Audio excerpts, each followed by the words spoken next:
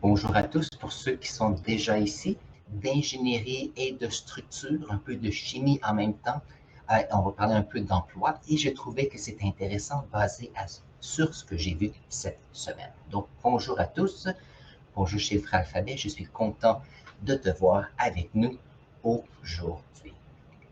Alors, le sujet d'aujourd'hui, c'est le béton. Et la raison de ceci, j'en ai fait même un petit vidéo, est de vous montrer quelques petites choses intéressantes suite à une visite que j'ai faite à un endroit où il y avait un stationnement, où c'était modulaire. Donc, on a construit un stationnement avec des poutres de béton et j'ai trouvé que c'était intéressant, donc nous allons le regarder ensemble. Donc, le son peut être fantastique, mais peut-être que je vais le faire avec vous aussi bien. Donc, si on regarde ça, j'ai trouvé la façon d'avoir un bon son pour les vidéos. Donc, on apprend à tous les jours. Donc, voyons voir.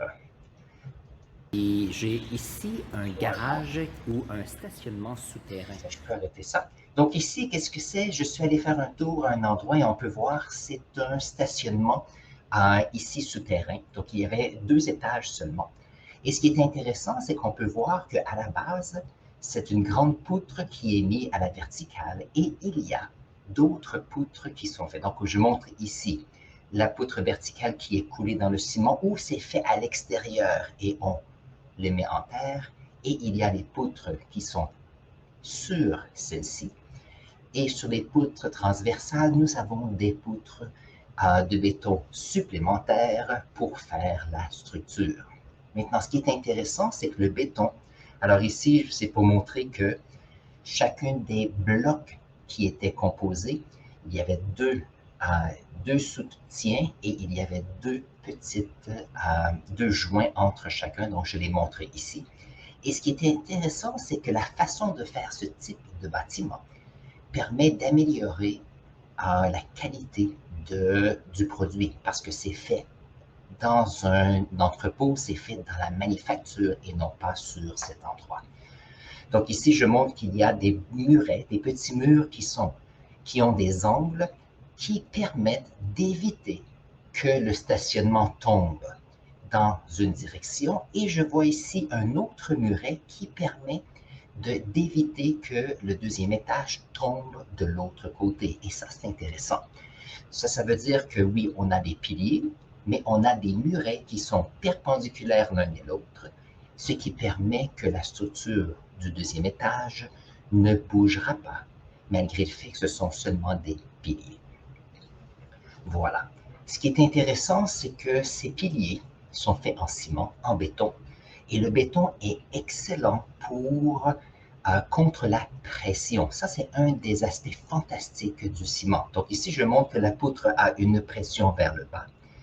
Et en ayant une pression vers le bas, ce béton a une très grande résistance. Le béton ne bougera pas, ne changera pas de structure. Alors on peut voir qu'il s'est soutenu de façon verticale, mais puisque c'est une colonne et on peut voir ici cette partie en angle, ça permet de pouvoir soutenir ces poutres qui incluent le deuxième étage ainsi que les voitures qu'il y a dessus. Et on peut voir qu'il y a des joints d'expansion qui sont aussi inclus. N'oubliez pas que lorsqu'on a des hivers et il fait moins vers l'extérieur ou l'été, lorsqu'il fait plus 30 degrés, il y a une expansion des matériaux qui entrent en ligne de compte. Donc ici, je montre quelques piliers. J'ai vu, il y avait un nid d'oiseau qui était juste ici. Le son ne fonctionnait pas très bien parce qu'il y avait beaucoup d'écho. Donc ici, je montre une fracture qui a été faite soit parce que il y avait la pression, mais n'oubliez pas que à l'intérieur de ce béton, on inclut des armatures de métal, donc des structures de métal pour s'assurer qu'il y ait une intégrité beaucoup plus grande. Alors ici, je monte au deuxième étage pour montrer un peu comment ça fonctionne. Donc, c'est pas très, très haut parce que c'est un petit bâtiment pour les services, mais on pourrait faire la même chose sur plusieurs étages. Donc ici, je vais montrer, c'est un stationnement qui a été fait en industrie et les morceaux ont été emmenés à cet endroit. Et on peut voir que On peut voir les joints ici, les joints entre ces grands blocs. Et c'est intéressant parce que tous ces matériaux n'ont pas été faits sur place, mais à l'extérieur. Je sais qu'il y a certains pays, je sais qu'en Chine, ils ont fait des bâtiments fantastiques où en quelques semaines, on pouvait avoir des bâtiments d'assez grande dimension. C'est que les matériaux sont faits à l'extérieur et sont ramenés ici. Ici, au deuxième étage, on peut voir ces petits murets qui ont un angle. Ici, un autre muret à 90 degrés.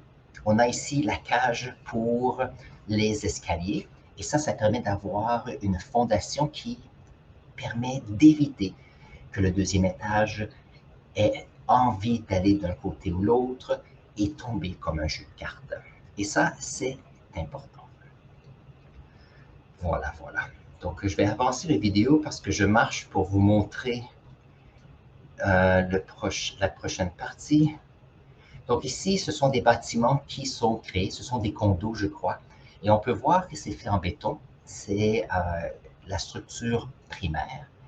Mais la structure primaire, elle est très semblable, où on a des murs qui ont un angle comme ceci et d'autres murs qui ont un angle qui sont perpendiculaires. Et si on utilise cette structure, ça nous permet d'avoir un bâtiment qui est d'assez grande dimension et que celui-ci ne tombe pas comme un château de cartes. Et c'est toujours intéressant. Ça veut dire que si un jour il y a des personnes qui écoutent ce stream et se disent « Est-ce que j'aimerais être ingénieur civil? Est-ce que j'aimerais être architecte? » Ou peut-être un travailleur ou travailleuse qui travaille sur le chantier. Ce sont tous des choses à considérer pour s'assurer que les projets soient des projets à long terme. Donc, ici, je montrais qu'il y avait ici la cage d'ascenseur qui permet d'avoir dans le centre, c'est un genre de pilier qui permet de garder en place le bâtiment. Donc, c'est toujours intéressant. Voyons voir ici avant de quitter. Avant de quitter, quand je quittais, je remarquais qu'il y avait sur le mur ici, on peut voir plusieurs petites fractures. Et ces fractures sont du fait qu'à l'intérieur de ce béton, il y a du métal pour permettre de pouvoir garder une bonne structure. Mais si on regarde ici les petites lignes, oups, voyons voir, où est-ce que je suis? Voilà, on peut voir qu'il y a des lignes horizontales ici et d'autres verticales. Donc, c'est un peu comme cette idée de structure à l'intérieur du béton pour garder son intégrité. N'oubliez pas que le ciment, si on a une pression sur celui-ci, c'est fantastique, le béton peut le retenir facilement. La difficulté, c'est que si on fait des ponts ou si on fait des structures qui sont plutôt horizontales, qu'est-ce qui arrive? C'est qu'une pression sur une structure permet de pouvoir, moi je veux dire, avec la pression, il y a des changements de forme. Ça veut dire que si le béton a une résistance à la pression, il a très peu de résistance à l'étirement. Et donc, qu'est-ce que l'on fait? Je vais montrer quelques photos ici. Voyons voir, est-ce que c'est comme ceci? Voilà. Donc, ça ici, ce sont des exemples où à l'intérieur du béton, nous allons mettre des barres de métal ici. Donc, en anglais, on appelle ça des rebars. Voyons voir ici. Ici, j'ai un exemple où c'est ce métal qui est à l'intérieur lorsqu'il y a des petites fractures et l'eau se rend celui-ci, lorsqu'il y a de la rouille, il y a une expansion du métal. Et donc, qu'est-ce qui arrive? C'est que le béton peut briser. Une autre chose aussi qu'il faut considérer, c'est que ces barres de métal à l'intérieur des structures doivent avoir, il y a une expansion de la chaleur et lorsque c'est chaud, par contre, il ne faut pas qu'il y ait trop d'expansion, de rétrécissement pour éviter qu'il y ait des bris structurels à l'intérieur de ces poutres, par exemple, ou ces planchers de ciment. Donc ici, je vais montrer un autre exemple. Ça, c'est un exemple d'un barrage hydroélectrique, si je me rappelle bien, et je remercie Wikipédia pour ces photos. Je mettrai les liens dans la section de description aujourd'hui. Donc, on peut voir que ce sont des volumes de de béton qui seront coulés ici, mais à l'intérieur de ceux-ci, il y a ces barres de métal. Maintenant, je sais qu'au Québec et au Canada, il y a eu quelques difficultés où certaines structures perdent de leur intégrité avec le temps. Et je sais qu'ici, on peut voir que nous avons des barres de métal et avec le temps, on peut voir qu'ils peuvent commencer à rouiller, un peu comme nous avons ici. Et je sais que maintenant, pour les ponts, on a changé les règles et on doit mettre des barres de métal qui habituellement sont recouvertes d'un anti-rouille pour éviter que ceci arrive ou du moins prolonger la vie de ces structures de ciment. Donc, je n'ai pas eu la chance de... tous les ponts près de chez moi sont tous assez récents. Un jour, je vais voir si je peux passer à Toronto. Il y a quelques ponts qui sont beaucoup plus âgés et j'aimerais vous montrer des exemples ici. Et lorsqu'on a un pont qui est comme cela, la difficulté, je ne sais pas si on peut voir, la difficulté, c'est que nous avons des coins, des morceaux de béton qui peuvent tomber. Donc, s'il y a un piéton ou une voiture, ça peut être dangereux. Donc, il faut toujours considérer cela. Voilà, voilà. Voyons voir. Donc, j'ai décidé de faire une autre vidéo. Je suis allé faire un tour près du bâtiment qu'il faisait juste pour vous montrer un exemple plus près. Et on peut voir ici que nous avons des petits murs qui s'éloignent de nous, qui permettent d'avoir un bâtiment qui ne peut pas aller dans une direction. Donc, je montre avec ma main ici, et on peut même voir que ces murets sont mis pour la plupart du temps, un par-dessus l'autre. Voyons voir si on peut tourner un peu notre petit... Alors, on peut voir ici que chacun des murets monte à la verticale, ce qui permet de pouvoir avoir une intégrité qui est fantastique. Voilà. Donc ici, c'est intéressant parce que je voulais montrer comment est-ce dans le milieu, on peut voir à partir du deuxième étage, il y a un mur vertical qui ne va pas vis-à-vis un mur à la base. Mais si vous remarquez, l'épaisseur du plancher est beaucoup plus grande, justement pour supporter cette masse de béton. N'oubliez pas que le béton a une masse, c'est vrai, mais puisqu'il est très fort à la pression et qu'un bâtiment, c'est plutôt de l'espace vide, il n'y a aucune difficulté que ce bâtiment puisse rester à long terme debout.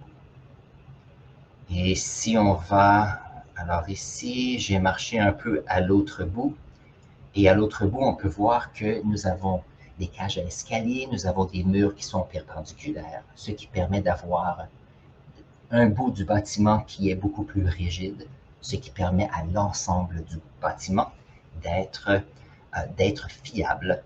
Et donc ici, c'est la structure. Une fois que c'est fait, ils vont mettre les infrastructures à l'intérieur, la tuyauterie, l'électricité et le recouvrement. Et le ciment ici est protégé des intempéries pour, à vrai dire, pour toujours. Donc, ça, c'est un peu la partie que je voulais mentionner aujourd'hui par rapport aux structures. Maintenant, lorsqu'on parle de béton, il faut penser qu'il y a de la chimie derrière cela, et nous allons en parler un petit peu aujourd'hui. Et en passant, si vous êtes nouveau à notre chaîne, n'hésitez pas à vous abonner à notre chaîne, bien sûr. Si vous écoutez présentement et que vous avez une question, vous pouvez la mettre dans la section clavardage et ça me fera plaisir de répondre à celle-ci aujourd'hui, si j'ai la réponse, sinon dans les semaines à venir. Et comme ça, on peut continuer à nous apprendre des choses sur les sciences. Alors, point de vue chimique, voyons voir ce que nous avons. Alors ici, on a ce qu'on appelle un carbonate de calcium. Alors ici,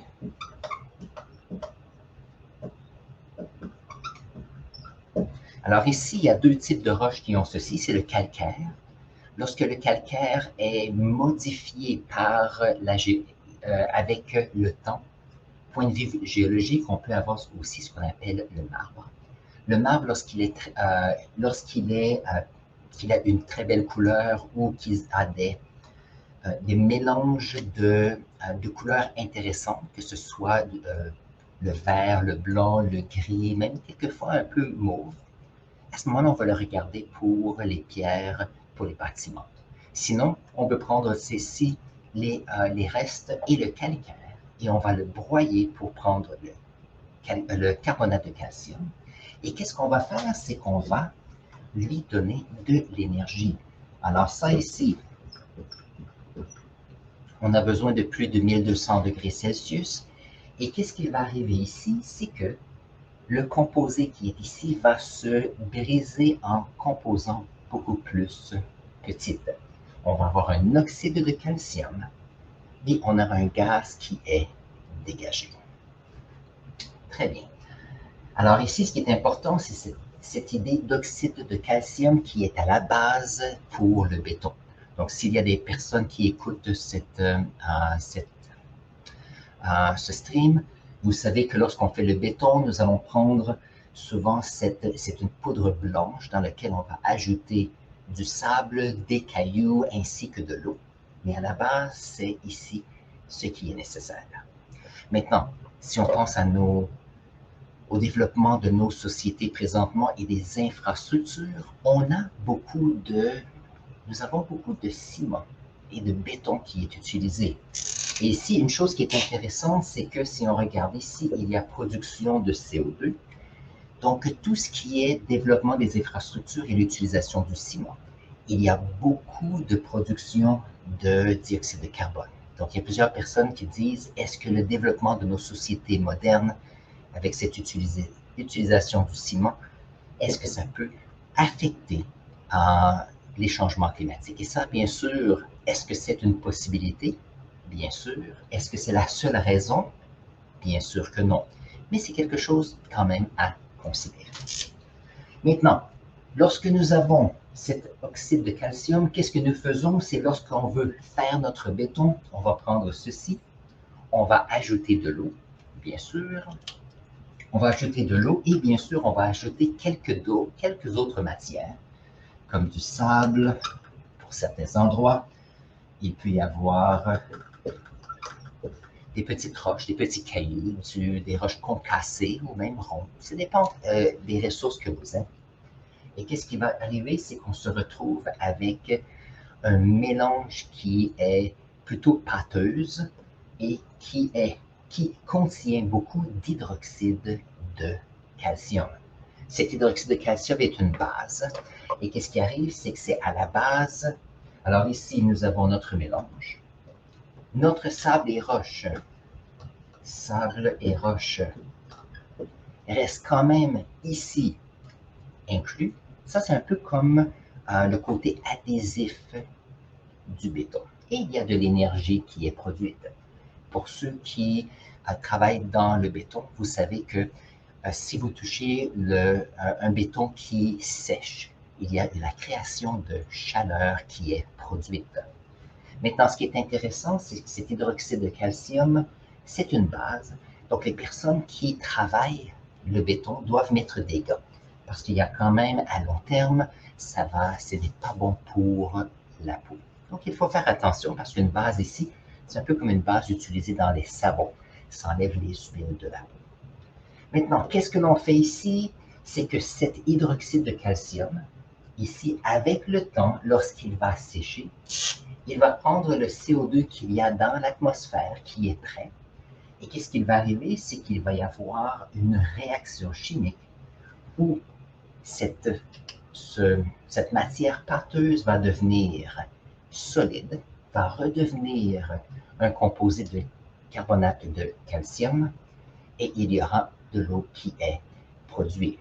Maintenant, je disais, et quelque part, que lorsque nous faisons du béton, le béton qui va, après quelques jours, on peut marcher sur celui-ci parce qu'il est assez dur. Par contre, le ciment peut prendre des décennies à devenir complètement solide et, bien sûr, à sécher. Donc, c'est pour ça que si on a des ciments qui ont quelques décennies, ils ont l'air presque neufs encore. Mais lorsqu'on prend, je ne sais pas, c'est un ciment qui est fait depuis 40 ou 50 ans, c'est plus difficile. Maintenant, chose intéressante, c'est que le carbonate de calcium ici réagit à l'acide. Donc, lorsqu'on met un acide ici, qu'est-ce qu'il va arriver? Donc, plus un acide. Nous allons avoir CO2, on va avoir de l'eau et on va avoir, voyons voir, et voilà. Il manque quelque chose. Un acide ici, HCl, donc ça va être HCl ou un sel. Qu'est-ce qui va arriver? C'est qu'il y a production de CO2, nous avons de l'eau qui est produite et un sel, mais il y a ce carbonate de calcium se désagrège. C'est un peu pourquoi si nous avons des trottoirs, par exemple, si nous avons des trottoirs qui sont faits en ciment ou des bâtiments où le ciment est fait face aux intempéries, il y a toujours un peu de pluie acide, même si c'est un acide qui est très faible. Mais avec les années et les décennies, qu'est-ce qui arrive? C'est que ce ciment finit par se désintégrer et donc finissent par avoir, de perdre ce côté nouveau. Pour ceux qui aiment l'histoire, si vous allez dans les cimetières où il y a les pierres tombales, par exemple, qui sont faites de calcaire ou de marbre, vous savez que après quelques décennies, quelques siècles, ça devient difficile de voir ce qui était écrit sur ces plaques de marbre. Et la raison de cela, c'est que c'est ces pluies acides qui réagissent avec les matériaux. Donc, ça, c'est quelque chose que j'ai vu cette semaine. J'ai trouvé que c'était intéressant et j'ai pensé que vous aimeriez voir cela. Alors, je vais voir s'il y a des personnes qui ont une question à ajouter. Si vous avez une question, n'hésitez pas à la mettre ici. Si vous regardez en rediffusion et que vous avez une question, n'hésitez pas bien sûr à la mettre dans la section commentaires. Comme ça, je les utilise pour les émissions qui suivent. Donc, voyons voir.